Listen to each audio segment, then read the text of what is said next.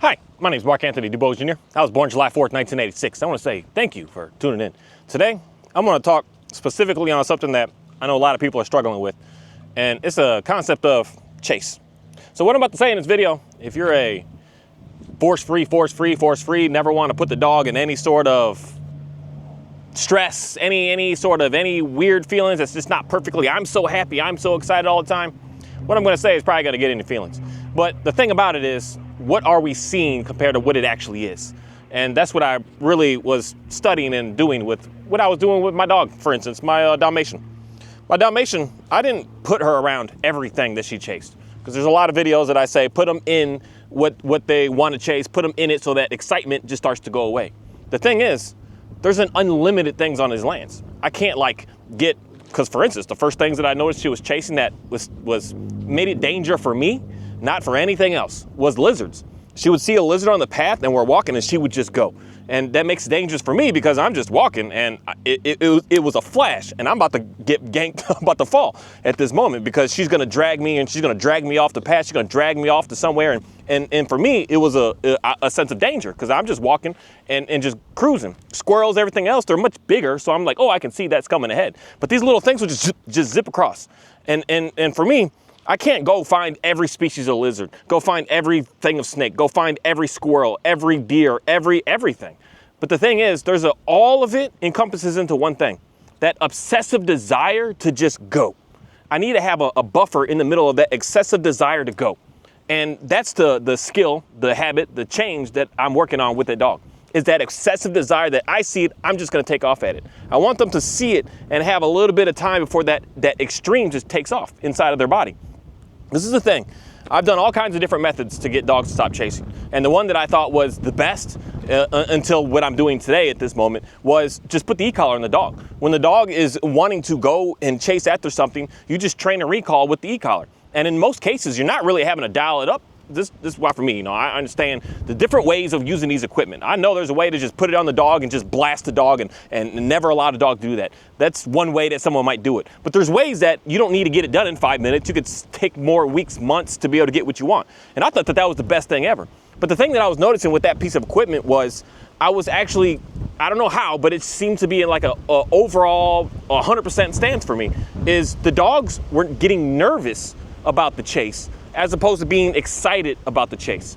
And someone might say, well, of course, I want my dog to be a little scared to go off and take off at something. But for me, that's the part when I realized I was basically always on edge because my dog was like pursuing in a sense of, the way I'm looking at it is, that thing might hurt me, so I gotta go get it first.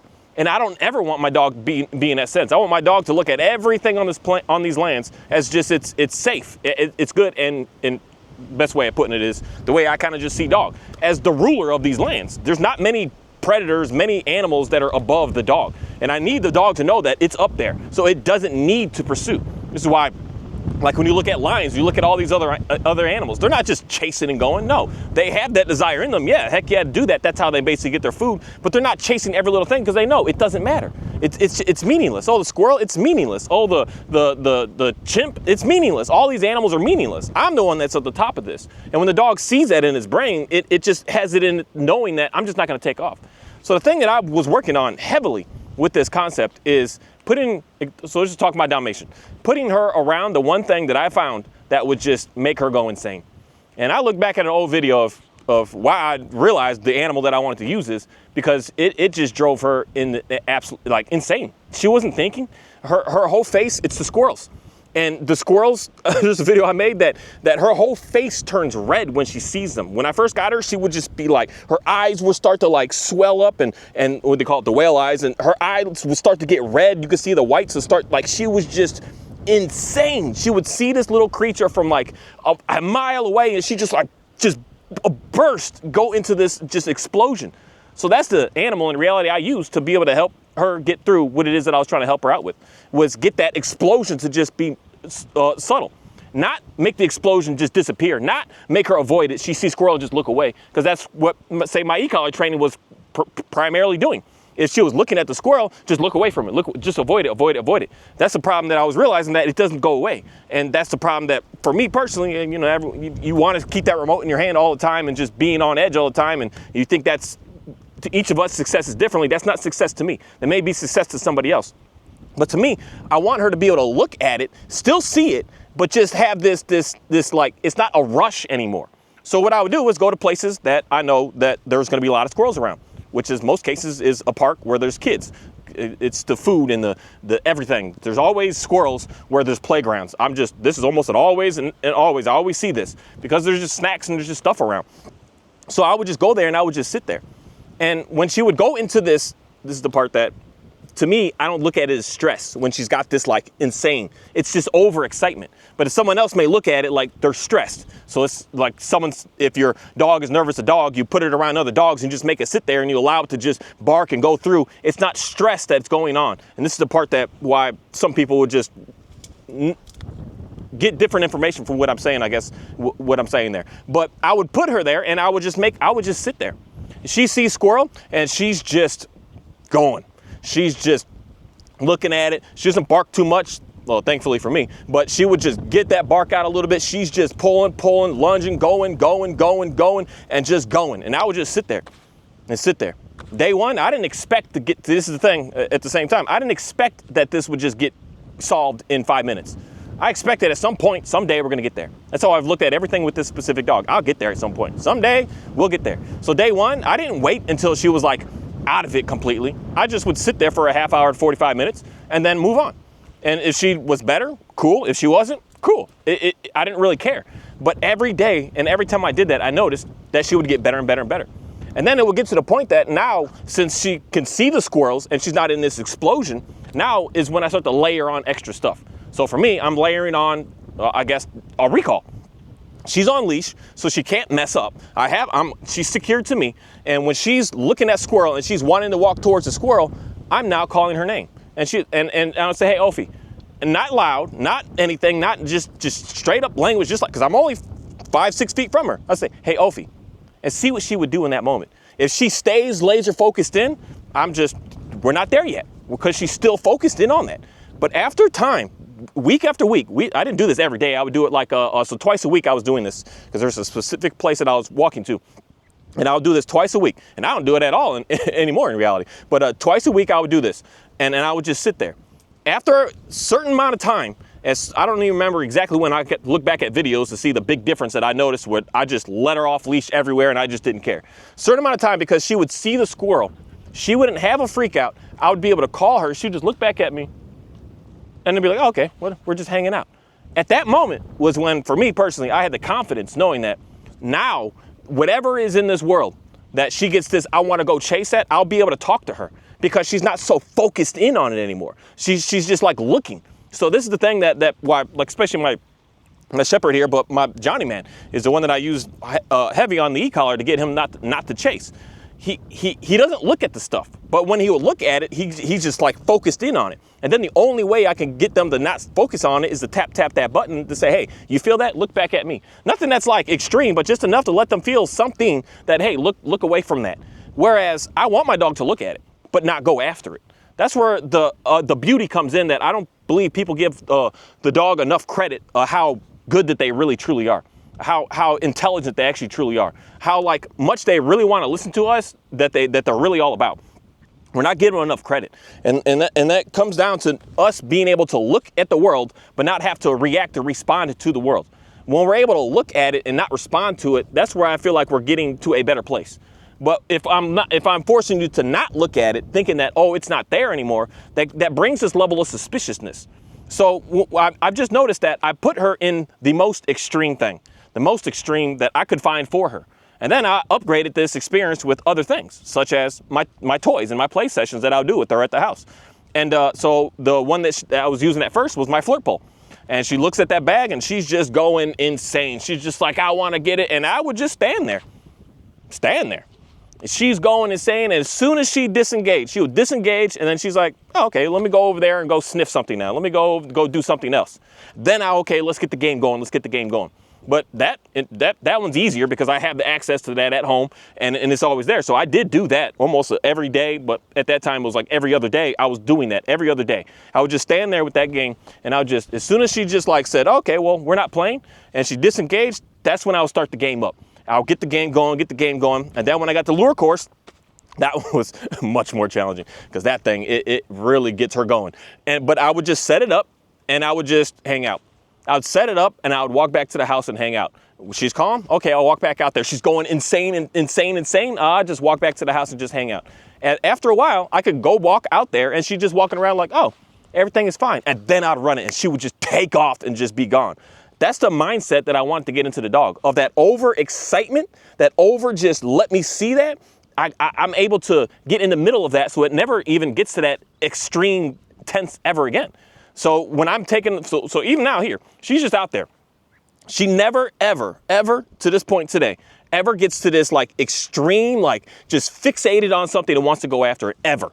It's like it's gone. That sensation is gone through just going through it and feeling it and dealing with it and moving past it and being able to just understand that it's in there. It's who you are. I don't want to take it away from you. I just want to bring it down some a little bit. I'm not going to say that you never can something. I'm just going to say, okay, we could do that over here instead. And she just, that's why I'm like never, like I don't use never. There's always that weird chance, but still never. Even if she takes off at something right now, I could simply just say, hey, no, hey, Ophi, hey, something, and she's going to instantly stop. I don't care if she really even comes back to me in that second, but she's going to see something and think, I want to go chase it.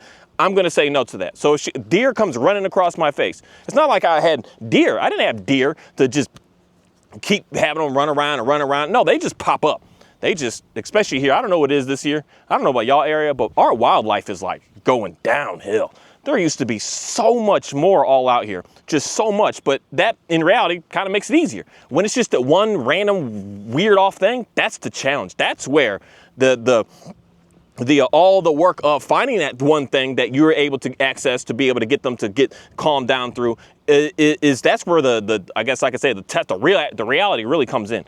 That one-off thing. And I always get a deer that's just one-off, just taking off and just running along and doing what they're doing. And my dogs are like, hey, what's going on there? But that, hey, what's going on there is so limited. It's not like intense. So put it on a scale of 1 to 10. When I first got this dog, anything that moved, it like, especially squirrels, especially deer, especially lizards, it was a 10. Like she was out of her mind, just absolutely intense. But today, it's like a 1 or a 2. I could convince her to get to like a 6, 7, 8 by playing the games, with my flirt pole, playing with my lure course. But everything else, she's just like, oh, everything is just settled down. And that, in my mind, comes from what I was doing with putting her through that over excessiveness and just making her just sit in it. They're just sitting in it. I'm safe. My dog's safe. Everyone else around me is safe. I'm not putting anybody in danger because we're hooked up to a leash, but I'm going to put her in something that she just is going crazy over. After time, it just starts to disappear. It just starts to go away. It just starts to fade, and it starts to just become normal. All that rush that's inside the body just starts to just dissipate. It disappears. It's not maybe disappear that it's completely gone, but it disappears that now I can handle it. I can deal with it. And I just kept doing that over and over again. And if I looked at videos, I would say it was probably about 3, maybe 4 months or so that I was just like constantly doing that. So when I'm on the trails and I was just like, okay, now that you're getting better, I took her off leash. And once I saw that she started to like ramp up, I just put her right back on the leash again, say, calm down. And then after a little bit, it started to get real interesting that I would just, she started to ramp up, I'd put her back on leash. I would just stand there for like 10, 15 seconds, let her off leash, and then just go do what we're doing again. And then after a while, it just, I don't care what's in front of my face and what's pursuing. Even if Kai even wants to run at something, she won't. Even if the other dogs want to run at something, she won't. Because I just worked her through that like over excitement part of it.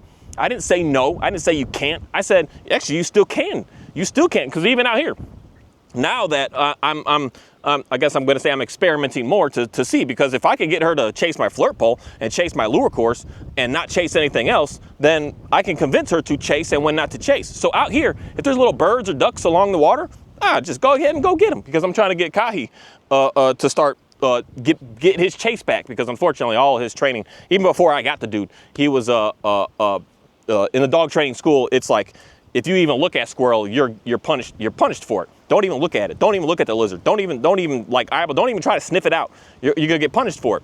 And so that's kind of like ingrained in him. I'm trying to like bring that out of him a little bit more, because he's actually starting to move the cows around a little bit at the house, and he's starting to like open up, because he's so funny. He'll like literally like go look at the cows and then look back at me. Look at the cows, look at me, like, what am I gonna do about it? And I'm like, go do what you gotta do. and so he's actually like starting to gauge. So out here, it's on the water's edge is basically the only time I do it, is if I see a bird or something or whatever, I'm like, go ahead. Y'all just go run. Y'all go run and try to get it out of here. And I can literally do that. And then I can go on the trail somewhere over there. And it's not like she's like, oh, I'm going to go chase again out here. No, when we're on trails, it's zero. If I'm in an open field and I'm basically saying we're not doing something, it's zero. There's no opportunity to just go take off and go do what you do. It's only when I'm saying this is the time, yes, we could do it, let's go out and let's go make it happen. And then they go ahead and do that. And I believe that that's the balance that, again, I don't think people give credit to dogs, how smart and how intelligent they really are. They're not dumb animals. But the main thing is, I don't want to say, no, that's bad. No, don't do that. No, don't look at that. No, you're never going to be able to do this. That kind of just drives the dog in that they want to do it even more. It's like, no, don't ever even look at that animal. It's like, once you say, this is a weird thing about dogs and humans that's very similar. Once you tell them not to do something, it's like the first thing they want to do is that thing you just told them not to do. And then you get irritated because they're sitting there doing what you tell them not to do. And then now you're in this weird battle. And then that's where a lot of the equipment in reality comes in to simplify your life with that frustration that you have going on. You just put the e-collar on the dog and say, okay, well, I'm telling you, you don't get a choice. But I've just personally noticed and seen, and I see this from lots of folks, that's why you can't get away from that collar. Because it's not actually like teaching a dog how to, like, what we're actually looking for is what I want to say. Is I don't want you to chase because it's not the right time and place, as opposed to it's just something that you'll never ever be able to do. And most people we're treating these dogs and trying to take away from them who they are. Most of these dogs are chasing animals. Most of these dogs are about going out and finding something and doing work like that. Most of these dogs have that in them. And we want to be able to say to them, you can do that, but you need to do it here. This is the thing where, because it's still fascinating me. But again, it takes, you got to get up, you got to do something. It's still fascinating me, like, especially the people, especially like a hunting dog. We're breeding these dogs to have like a high prey drive to go chase and just to go get it. But yet they're able to get them to channel in and do it here, but don't do it over there. That's the part that it's really interesting, because we can be able to get these dogs to understand what we want from them, and we can be able to call them off from it, to say, hey, we're not doing that right now. And we're not doing that over here. And we're not doing... Ophi is she can't find stuff like Kahi. So he goes out, finds the bones. And then he's getting kind of nice with Ophi, that he'll break it in half and give her a piece. But she's always like watching his back, like watching around on him to figure out like where he is to go get the rest of the bones. And it's like they're trying to work as a team. He's got the nose to go find it. And then she'll stand there and just like hound him, like, can I get part of that? Can I get part of that stick or whatever? And he's finally starting to give it to her. But they're working together, and it's really neat to be able to see that. And but that's something that in reality I've just really have noticed, that that's what I do with them. I work together with them. I'm not saying you can't and you can never. I'm saying we're going to work with each other. And it's something that's just strange about that I just see is it causes the dogs in an all around general sense to just want to be more helping, because I'm helping them. They want to help others as well. It's like, I don't know how to explain that, but that's something of a whole nother video that I'd really like to be able to talk about, that concept of not having a dog dominate another dog to get it to work for it, but being able to communicate a more efficient way in like, say, asking instead of telling. And I think that everything on this planet works better if you ask over tell. And there's some stuff in some circumstances that, yeah, I'm telling you what to do. That has to be there. You can't just get on this world and just think, I'm just going to ask them. No, sometimes you got to do it. You got to make it happen. Sometimes it's just, that just is what it is. But as far as the most and the all, it comes down to just asking, hey, you want to do this? Hey, let's not do that. Hey, let's do this. Hey, let's not do that. And it makes everything be so much more simpler, because I think that's where the success comes from, getting the dog around something that is making it overexcited and just making them just, the word that I'm gonna use is the word that a lot of people might not like, but deal with it. You're gonna deal with it. I don't care. You're super scared of that. We're sitting here. I'm not gonna force you to go walk into it on your own. I'm gonna just stand here and be around it. You can go investigate it when you're ready, but I'm just gonna be here and you're just gonna deal with that. And that really does help the dog get through what's going on with it, because it's me showing them that there's nothing to be scared of. And then they'll figure it out on their own. There's nothing to be scared of. It's me showing them there's nothing to be overexcited about. This is just normal. This is just whatever. And it gets them to just finally just like release all that it's like tension, I guess I could say, that's going on inside the body. All this extraness that's in there, it just releases. This is the concept that in reality that it's the same with working with horses. That they're scared of something, you just put them next to it. And then the horse just sees it, and after a while, they'll investigate it. And once they investigate and realize that it didn't hurt them or do anything to them, they're like, oh, move on with life now. Let's go ahead and go over there instead. And that works with the fear, and that works with overexcitement. And I think that's where lots of folks are messing up with, like, my dog's chasing, because we're not putting the time in, just making them deal with it. Deal with that overexcitement. Finding that thing that your dog is just obsessed over. And playing I guess I'll say it as a game of, what do you call it? Keep away. Like you can't get that until you calm down. When you calm down, I'll give it to you. Because that's how I was able to get my Dalmatian much better with her food. Today, when I bring her food out and I got that chicken, she's on a rampage. She's running, she's all excited because I worked her past that point of, because at first she would just, feeding time was hostile with this dog. It was hostile. But I would just, the first days, I would sit literally hours. I just put the food down and she's all acting crazy, and I think the first day, I made a video on that talking about that. I think it was at least 3 hours straight. I just waited 3 hours for her to just disengage and just wait to get her food. And then I gave her the food. And then the next day it was less. And today, it doesn't matter anymore. She could be running because today I could put the food down and I could say to her, hey, come here. I don't know why, but just to come here to like get her to back off of that food. And then she'll just go right back to the food. And I don't have this like this craze about it anymore. And it came down to just doing the same stuff that I'm doing with everything across the board. Finding that thing that is driving them to be super insane. Super insane. It could be a toy, a ball, a rope, a live animals. It could be anything. And we're just going to hang out with it. We're going to make it to be absolutely nothing. We're going to make it be just normal. It doesn't matter anymore. And then the only reason that it matters is when we're doing something together. You're not just going to go off and do it on your own. We're going to do this together. That's the part of being in a team with the dog. So your dog could be obsessed over the ball and string. And because a lot of shepherds they're like almost like pre-hardwired to just love a ball and string. It's just the weirdest thing. But you could just have that thing and you can just have it and you can have it there. Your dog should see that ball and be like, oh, I love that thing. But in reality, it should only just like the activity that you're doing together with it, not it itself. If they're only caring about it itself, then you don't matter. And you have to make it so that you matter. And how to make it so that you matter is just to do nothing with it, just to hang out. And then once the dog disengages, the dog just lays down, the dog just goes away. You say, okay, well, let's play, let's do something here. Because that's the concept of a lot of people, man, that goes weird with a lot of training techniques and training concepts, because when someone would say when the dog calms down, then that's how you're trying to get the dog to be calm. But that's not the mindset that we should be worrying about with playing games like that and doing stuff like that, is not to get the dog to perform for you. It's to get the dog through what it's got going on so that it no longer is worried or nervous or overexcited anymore. And that comes down to just putting the dog in that scenario and waiting and hanging out. Squirrel? Oh, cool, there's a squirrel. Awesome. Oh, bunny? Oh, there's a bunny. Oh, bunny is another one that get her because they're fast. They run and they just run right across the trail. She still looks at it. Oh, there's a bunny. She still is like, but she like, her body just, I don't know how, but today her body literally freezes. So she turns into like a pointer dog. She just freezes. She just like looks at it. And then she just gets, oh, we're walking on, we're moving on.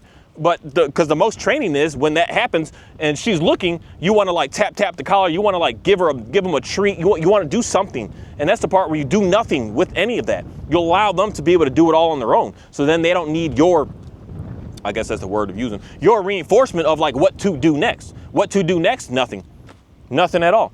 and we're just going to stay and we're going to hang out here. And I'm able to see, like, when is this really good? When I can put them in a very high sticky situation and I can call the dog back from it. When I can do that, I can call the dog back from anything that I have in my environment. Thank you. Because there's all kinds of stuff out here. And in reality, I come out to different places, and like here, I'm in a place that I've probably been here once ever. And I like coming to places that people don't come because there's more wildlife there. There's more randomness. There's more just crazy stuff. Like out here, like even back there, the first time in a while that I had to call the dog back from getting into something that I was actually like, and they're getting into food and things. I'm like, whatever. But it was a nest, a duck's nest, and he's got his little eggs in there. And of course, eggs, dogs are trying to eat the eggs. And I'm like, get the heck out of that. Let's not do that.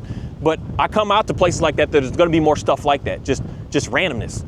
It's just open here for sure. And no one comes here, so that makes the wildlife, that makes more animals want to come around. And I'm purposely doing that today to, like, in reality, just test what it is that I've been doing. Test it. When I see that the rabbit just burst out of the brush out here, and I'm just walking, and the rabbit goes out, what is my dog going to do? Will my dog stop? Can I be able to say no to the dog to get him to come back? Can I just not even speak? And the dog just knows, okay, I'm just not going to pursue this. Because that's, in reality, the level of where I want to be able to get to. I don't want to say nothing. And I want the dogs to be able to just understand we're just not chasing that. I don't care that you see a deer running around over there. We're not doing it. I don't want to verbally say anything. And I just want the dog to know how to get out of that. That's what I'm working on. And that might be a little more than what the average person is trying to do, but that's why I'm doing what I'm doing, so that I can learn how to, like, take it apart, what it is that's going on. I want to be able to take a dog that, because, I mean, I got videos of this specific dog that's obsessed over chasing everything, and get her to be able to be in a place like this and just hang out. And I don't care what's running around, because there's always stuff. There's little armadillos, there's the rabbits, there's the deer, there's the ducks, the other birds, the big birds, the heron birds, the buzzard birds. There's man, I get owls a couple of times I've seen them out here actually, and the hawks out here. There's everything out here. There's all kinds of mess. There's the lizards everywhere. They're running up the trees, and the lizards, especially the big bearded ones, they're so creepy sounding. They sound so big when they're climbing up the trees. There's all this stuff out here. And I'm taking a dog that used to want to chase every bit of it, to just be able to hang out with it, and being able to literally see a lizard go up a tree right here, and she would just stand there and look at it. Because that's what she does today. She just stands there and looks at it. I didn't do anything with lizards. I didn't do anything with rabbits. I didn't do anything with anything. Only thing I worked with is my flirt pole, my lure course, and a squirrel. And I just kept doing that over and over and over and over and over again. And when I noticed that she could see a squirrel run right up a tree 2 feet from her in her face, and I could start to even walk up to the squirrels, because when your dog, squirrels are smart, but they're not that smart. They like getting in a haze when the dog is not reacting. When the dog is able to get real close to them, they'll let the dogs get close to them. And I used to do that all the time at that park. I would be feet away from them, and then she would just be like face to face with these squirrels. And I'll say, Ophi, and I'm like, man, we're good. We can go. I could do anything with this dog at this moment, because her craze is not there anymore. It's starting to just absolutely just disappear. And that's when I was realizing, like, now I could be able to do much, much more things on this planet. That's why now today I could just have her out here. Hey girl, watch out right there. There's some ants. I could just have her out here just doing whatever, and literally just not even caring about what she's doing, knowing that she's doing what it is that I'm looking for, hanging out. Because for her, now that she doesn't have this craze to go chase, she's just like sniffing for old bones and looking for just anything. And I mean, she even chews sticks and stuff. She's just looking for stuff to just hang out. And it's not like, and never had no e-collar training, never had no leash training, never had no, especially no treat training, because this dog would, oh my goodness, never did none of that stuff. But yet she's able to do everything that someone would say, you need all of these to be able to get your dog to do this. And I don't. I'll walk up to people. I mean, there's a couple of bikes that passed us. There's just stuff everywhere all the time. And we're just moving. We're just going. And most people, they want to pet her. So she'll walk up to them like, hey, how you doing? And they give her a little pat on the head, and then we just move along.